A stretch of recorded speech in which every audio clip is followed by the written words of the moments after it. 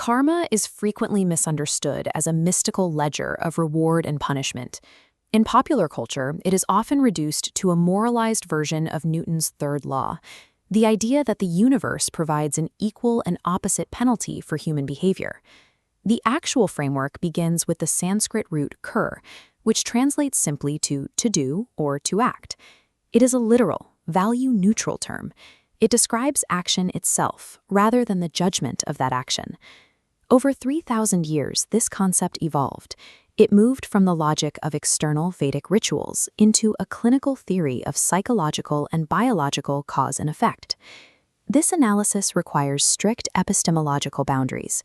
We are separating ancient metaphysical postulates from validated empirical science and modern interpretive philosophy. We will not treat speculative models as established physics. When the mystical elements are removed, the focus shifts to how specific actions and intentions condition human biology. In this framework, we are looking at the mechanics of how we hardwire our own systems. In the Rig Veda, early observers conceptualized a mathematical macrocosmic order called Rita. They saw the predictable regularity of the sun and the seasons and assumed the human sphere must operate under an equally precise underlying law. The Brihadaranyaka Upanishad localized this cosmic order into human psychology. It established that a person is the cumulative embodiment of their deeds, stating, as one acts and conducts oneself, so one becomes. The Upanishads outline a specific cognitive chain. It begins with a subtle desire. If left unchecked, that desire hardens into a resolve, or sankalpa. This absolute determination eventually forces the physical action. Vedantic philosophy organized these effects into a three-part system designed to categorize action across time. The base tier is sanchita karma. This is the vast storehouse of all past actions and ancestral tendencies that have not yet manifested. The middle tier is prarabdha karma. This is the specific portion currently manifesting. It sets the biological and environmental baseline of your current life. The top tier is agami. This is the new action generated in the present through conscious choice.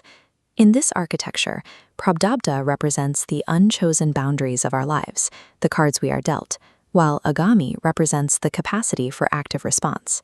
The two function as a single, integrated system of fate and free will.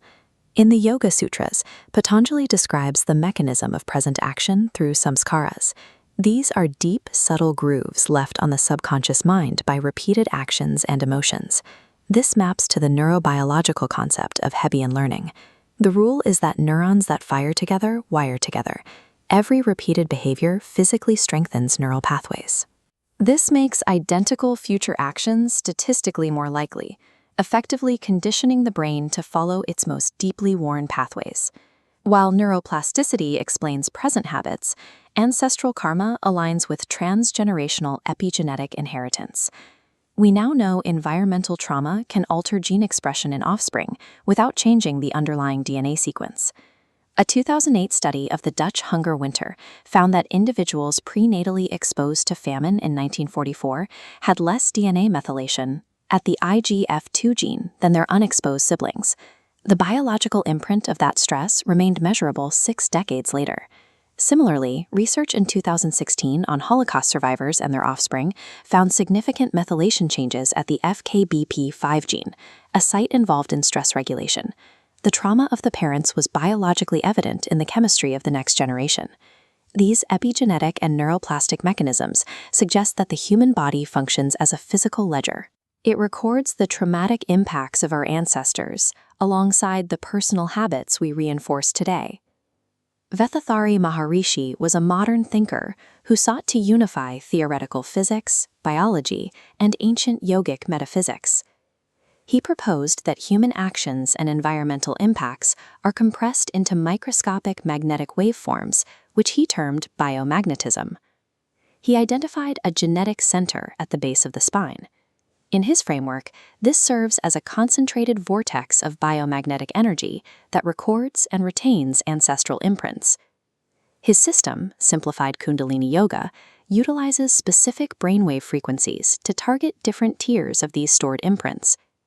Accessing theta waves, between 4 and 7 cycles per second, is claimed to dissolve early life imprints stored in the prarabdha layer. The delta state, 1 to 3 cycles per second, is used to address the inherited Sanchita imprints recorded in the genetic center. While empirical studies show these practices reduce cortisol and stress, concepts like the genetic center and biomagnetic wave functions are interpretive models. They are not part of validated physics. Even so, the framework provides a structured pedagogical architecture. It allows practitioners to organize and execute a systematic plan for psychological and physiological change. This biological reality suggests a crisis of action. If every thought and deed builds inescapable residue in our neural and genetic systems, how can we live without creating a cycle of constant conditioning? The Bhagavad Gita addresses this through the concept of nishkama karma, action performed without attachment to the results. Krishna instructs Arjuna to adhere to his duty while severing the psychological craving for a specific outcome. The goal is to act as an instrument rather than a self-interested agent. When we detach from the result, we inhibit the autonomic stress response and the evo-inflation that would otherwise reinforce negative neural pathways. This framework refutes the logic of fatalism. While Prarabdha determines our unchosen boundaries, our active agami response dictates our trajectory. Synthesizing the ancient and the modern, karma functions as a law of radical responsibility. We are the biological inheritors of our past and the conscious architects of our neural future.